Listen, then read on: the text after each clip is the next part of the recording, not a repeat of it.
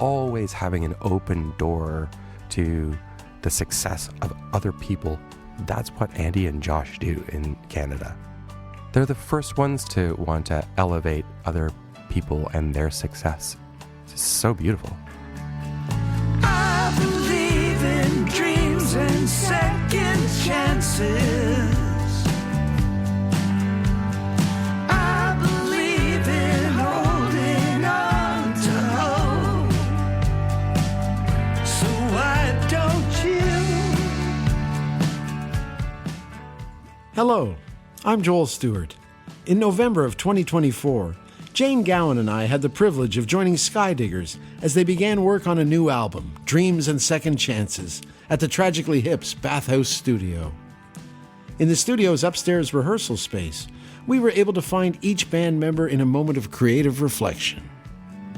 I will always sing for you, 'cause that's just what I do. This is Employee of the Myth.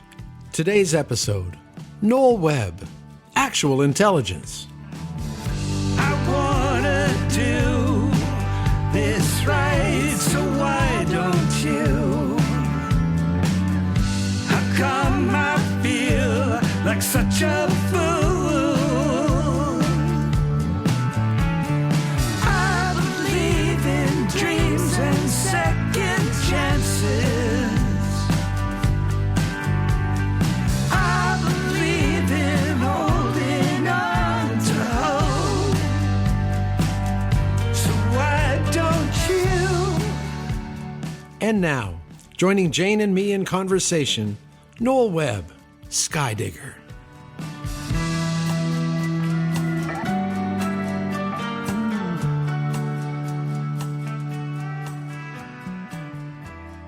Noel, tell us your first and last name and what you do for a living in the context of Employee of the Myth. What do you do here in this band? What's your name and what do you do in the band? And welcome. And to, welcome. Welcome thanks. to our bathhouse attic recording studio. Thank you for having me. Sorry, I kind of jumped the gun there. What do you do in this band? I play drums. For how long now? This is my 20th anniversary with the band. I'm almost OG Are you the longest serving drummer of Skydiggers? by far. Yeah. Yeah, I think there were 13 or so drummers prior to me.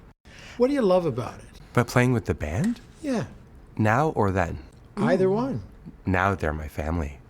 It's like having dinner together, Which we're just about to do. which we are just about to do. Yeah. But we get to create all of the time. And now that I know them so well and they know me so well, the musical language barrier is completely gone. And now it's about exploring. Yeah, sitting in the control room there, Joel and I, two flies on a wall. It was interesting to listen to the group talking about, what you had just played, making some suggestions, and it just seems all very fluid. And Yeah. there's no attitude, there's no... Yeah, there's no desire for it to be about an individual. We somehow have figured out that we only want to serve the song now. And it's around helping each other's creativity and allowing for that to just happen. And actually, Andy is incredible at setting spaces for that. He is unbelievable at setting space and time to allow people to come in and just be who they need to be in that moment, to simply just capture what's happening right now. There's never a desire or a force to be at something different than what it is at that very moment. Which is, I think actually that's the way I met Andy as well, was just capturing a historical moment. Oh, tell That's us about the recording. That. Oh, yeah. I was recording actually with Jessie. Oh, yeah, With Jessie Bell-Smith. Yes, yeah. with Jessie Bell-Smith on her first recording. And that was done with Joe Dumphy, who's now, I believe, at Revolution. But he had, Monumental Sound was the name of his studio ages ago. And it was in an old abattoir, like St. Clair area. And it was very, very strange. Been repurposed for everything from a recording studio. There was the AGO's, what were they? Frame restorer. He would restore frames for all of these old, incredibly famous and probably rather valuable paintings in the middle of this abattoir. Wow. Anyway, so the recording was done at Monumental, and it was just Jessie and I. She was playing guitar and singing. I was playing drums. It was a 3-day session. Joe was engineering, and Andy was producing. And the whole idea was to just record how the songs sounded then. At the time, it sounded so naive and innocent to hear that from someone, thinking, oh, why aren't we going to do this hugely, massively produced recording? We have the space and the time to do it. And it was really just, let's just sit down and create together and capture these songs. And it turned out so beautifully and so stunning. What did you learn about Andy through that process then? To let go of preconceptions of what you want the thing to be before you even get there. It's in the moment, just allow it to be the thing that it needs to be. It's really fucking hard to do, just in life. So lots of life lessons I've learned from Andy, for sure. Did you and Jessie used to be roommates? Are you both based in Guelph? We now? are both based in Guelph. We Ontario. went to high school together for 1 year. Okay. We dated. No way. Yes. Did not know that. Yeah, we dated when 17, 18, maybe Welcome 19. to Employee of the Myth After Dark. After dark. And then The years saucy and sessions. Years and years later, we ended up playing music together, and it was just the two of us. And that's how I met Andy, was Lewis Melville. So Lou used to play pedal steel with the Rios at some point. I think hence the name of their album, Melville. And he had run, or was helping run, a little record label in Guelph called Drog, Dave Tycrobe from Dave's Recordings of Guelph. And Lou said to Andy, you need to come and hear the singer, Jessie. And we were playing at this little cafe called the Cornerstone Cafe that was run by a friend of ours. And we would go there all of the time to have coffee and bagels and whatever. And the one night we were playing, and Andy showed up and heard us play, and then somehow contacted Jessie. And that's how that Monumental recording came together. I see. And the rest is history. Yeah. It's hard and you know it. What else do I say? You follow me down in that dark part of day. My heart in my hands, my wounds on display. You've shared it enough of my pain for today. It's not your fault that you're stronger than me. It's not your fault that you're right. It's not my fault I can't make us happy. You've shared it enough of my pain for tonight. Oh, baby, shake off the tears.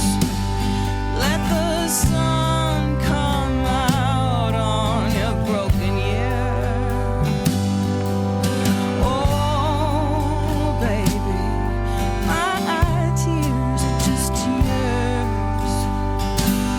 Let the sun come out on your broken year.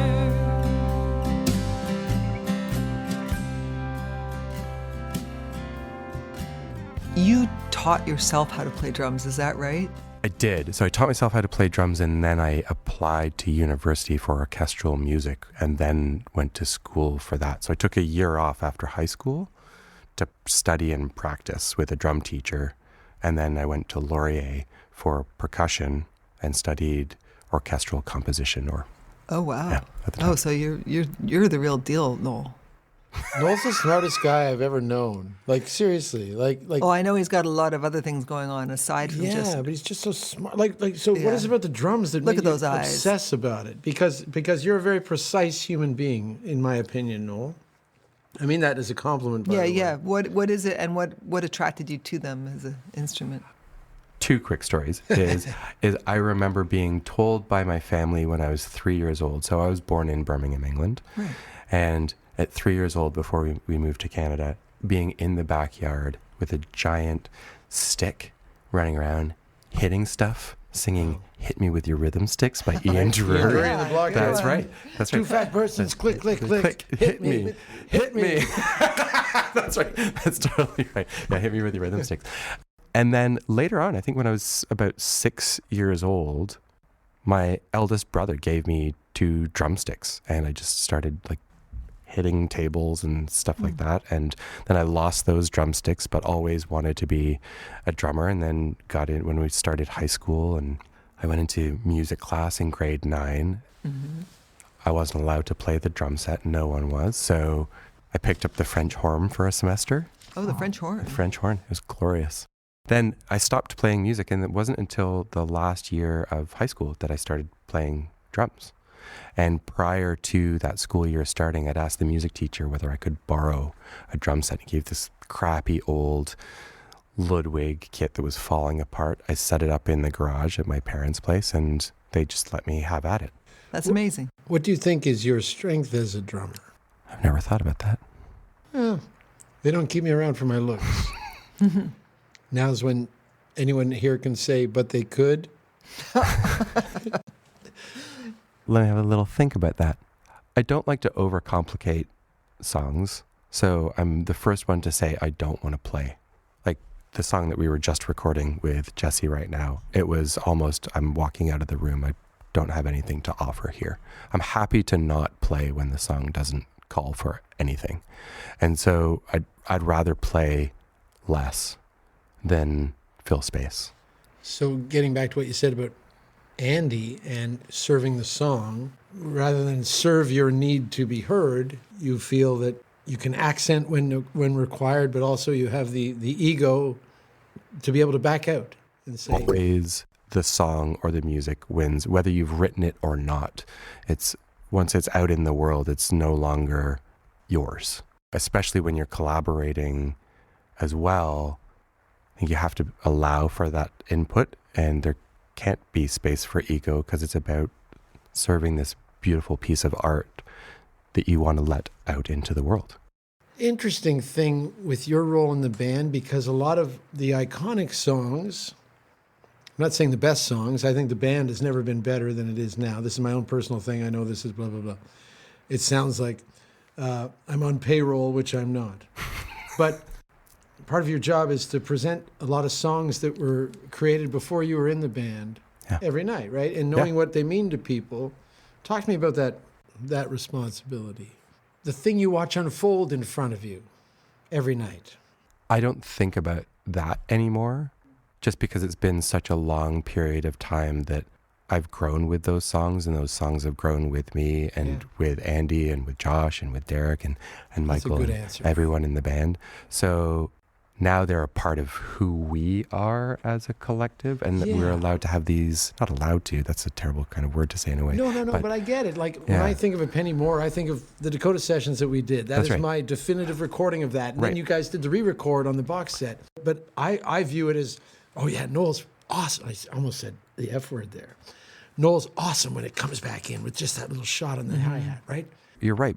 But it's been 20 years of living with these songs. So they slowly change with you as you change and grow as a unit as well. We're always exploring these little tiny things.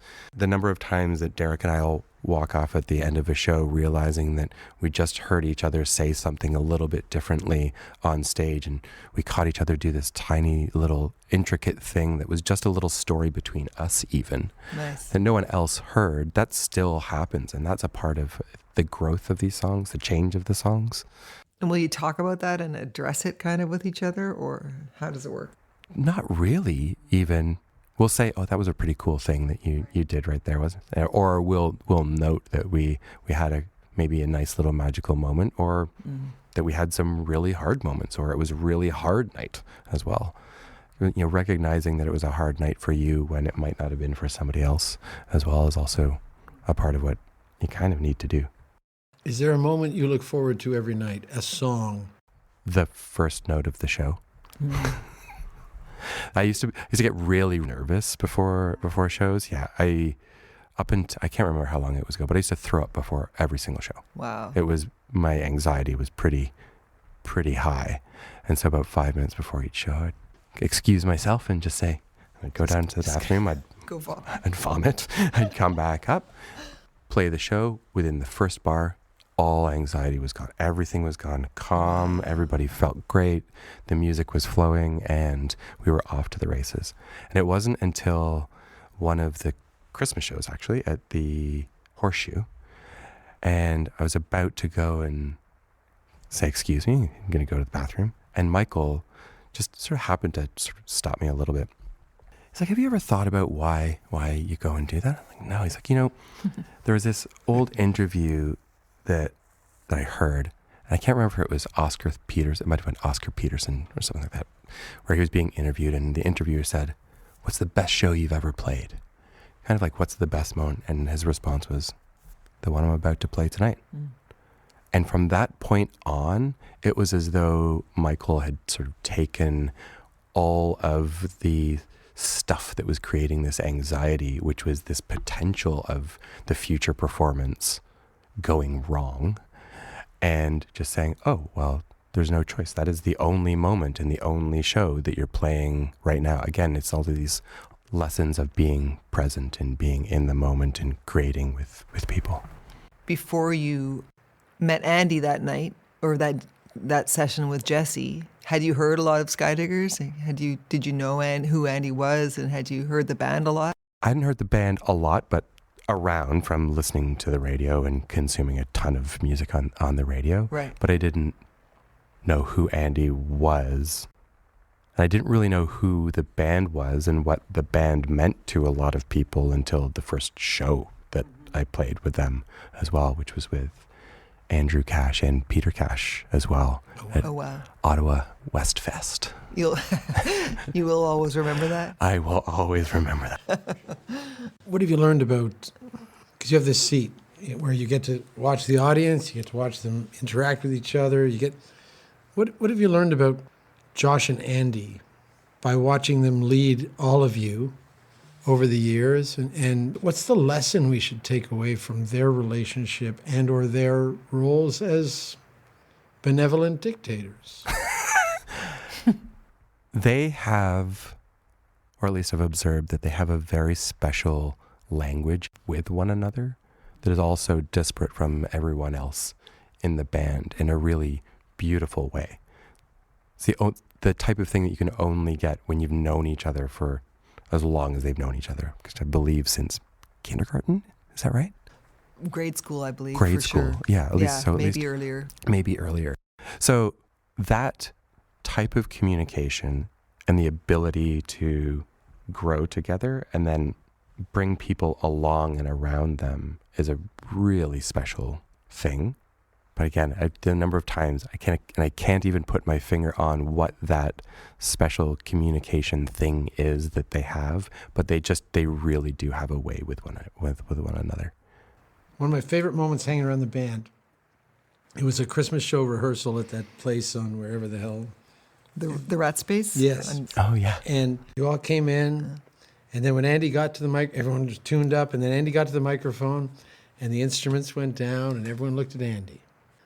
And then, you counted in, feel you closer. But I just remember going, look at all the respect they all have for their boss, their leader. It was such a beautiful thing because, the cliche of musicians being knuckleheads who show up late and blah, blah, blah. And this was business. This was respect, and it was so beautiful. I just admired the collection of people around them. And I'm complimenting you. I have no question, actually. So sorry. I just had to say that out loud. It's similar to what we're doing here. Yes. So outside of Josh and Andy, I don't think anyone else in the band really had a clue as to what we were coming here to do and possibly accomplish. 5 days at the bathhouse with a big fat question mark on what is maybe the purpose of this. Are we going to be doing a recording for an album? Are we just going to be doing some demos? What is the going on? No word whatsoever. But we all did have the fact that we would show up and there was a whole lot of trust to whatever that thing was going to be. And that speaks, Joel, absolutely to what you said, is this trust that we have for these couple beautiful humans that bring us along for the ride. You're right. They're good humans. Yeah, they're incredible. Yeah.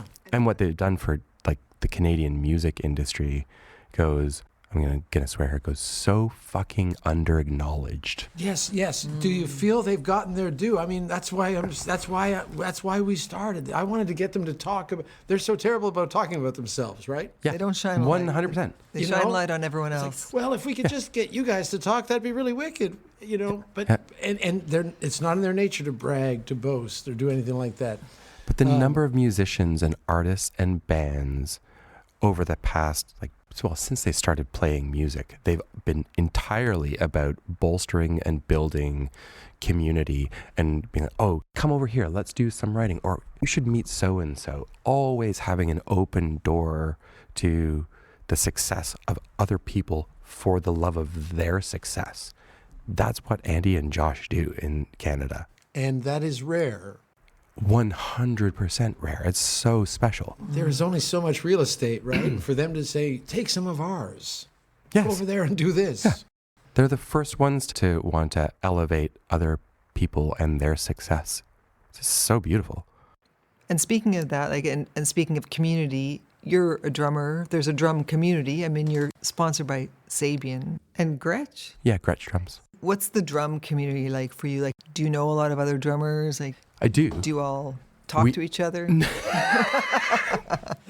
Do you share thoughts? We get together every quarter to discuss cool new drum shit that's coming out. A Facebook group. Well, oddly, there is a drum group around the people that endorse Gretsch drums. Mm-hmm. And that is a once a year thing just after Christmas time. One of the guys helps organize a dinner for about 10 of the Gretsch drummers in sort of southern Ontario, which is kind of nice. But the one thing that is definitely prevalent in the drum community as opposed to probably other instrumentalists is that we share a lot of stuff. We share anything from new grooves to instruments to the hey, have you heard? There's nothing that is hidden. It's a pretty open sharing community, whether it be around new music, new styles of playing, even new things that we've heard that are stretching the bounds of the instrument itself. Always happy to share that stuff. Oh, interesting. Yeah. And are there things right now in your drumming? I mean, I love your drumming, great drummer, and you enhance this band so much. But are there things that you are working on specifically in your playing that you're trying to change or improve upon or whatever? Time.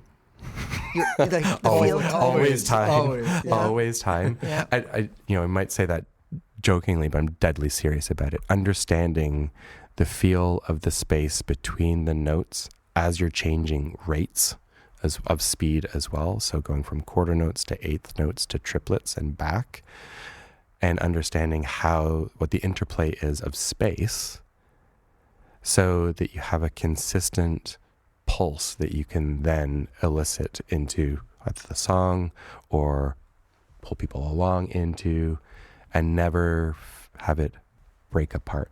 The writers in this band also give a lot of space, don't they? Like the songs are kind of conducive to this notion of space. Yeah. What's your... Oh, no, go ahead. No, I was going to say, again, not a question. Me making a statement. That's what I thought. So sorry. I'm sorry, was that out loud? Oh my gosh. So sorry. But no, it's true that way. Sorry, go ahead, Jane. Do you have a favorite time signature? Like No, I don't. Waltzes? I don't really. No, waltzes. 6/8. 6/8. 6/8 is a great I love feel, a good right? 6/8. I do love playing with a large array of dynamics. So Right. songs that have a huge dynamic range, the front of house engineers hate it, most likely, because I go from so quiet to that can be quite bombastic, and everything in between. Those songs are always a lot of fun because you can really tell a huge story with them. I'm watching the waves rolling up on the shore.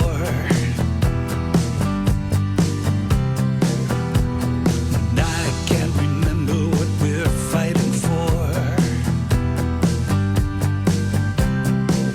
In a life full of miracles, I feel all the sorrow in this world.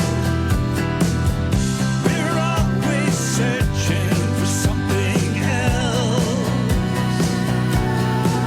In a life full of miracles, I feel all the sorrow in this world. You said, I don't want you.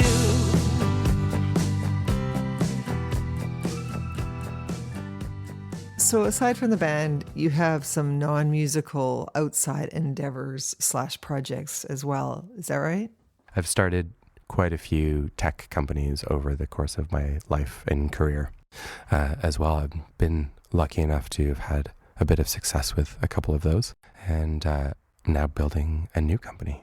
Oh, wow. So in Congrats. 2016, I built an artificial intelligence firm, Oh, sold that in 2019 to a global, it's called an RPO. So recruitment process outsourcing. So they do recruiting for big companies. So if you want to hire people, that's what they do for you. The technology that we built was in talent acquisition, specifically in artificial intelligence, and how to be able to assess people that are applying for jobs and what their culture fit is with an organization as well. oh. And then after which I've left the company that bought my firm, and just about to start a new firm. Oh, wow. You know, all those drummer jokes that are around, you Yes. can't really tell them in context with Noel. You know, like, what do you call a drummer in a suit? What do you say to a drummer in a suit? Will the defendant please rise? You can't, No, because he's too because sharp. he's too sharp. Yeah. He's got legitimate bona fides. You know, you can't tell the usual drummer jokes around you, Noel. Very disappointing. It's true. You break the mold. Well, that's kind of you. What's the lesson you take away from 20 years with this band? Lead with love. Lead Well, with love. I Yeah. love that. Lead with love. Yeah. Yeah. It's not always easy for us to do, is it? One It's a forgets. choice. Yeah.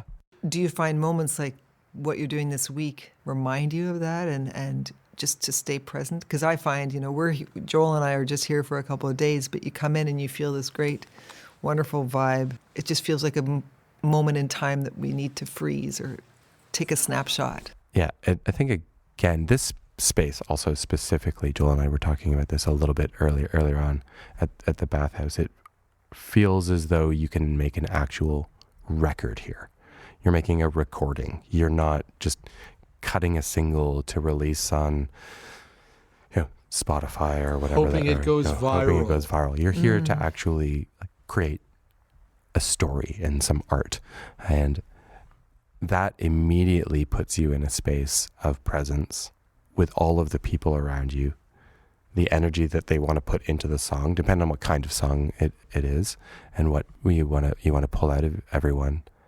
And so you do want to bottle the magic that happens throughout these days, because it is so special. Having 5 days in a studio to create just doesn't happen anymore for any bands, really. It's just such a luxury to have, and it's such a kindness to be able to be treated to this type of experience again and again and again. And so you take it seriously, you hold it lightly, you let everything go, and then you still just want to perform the best for the people that you love and for the song. Wonderful. Thank you, Noel. Thank you, Noel. Great job. Thank you.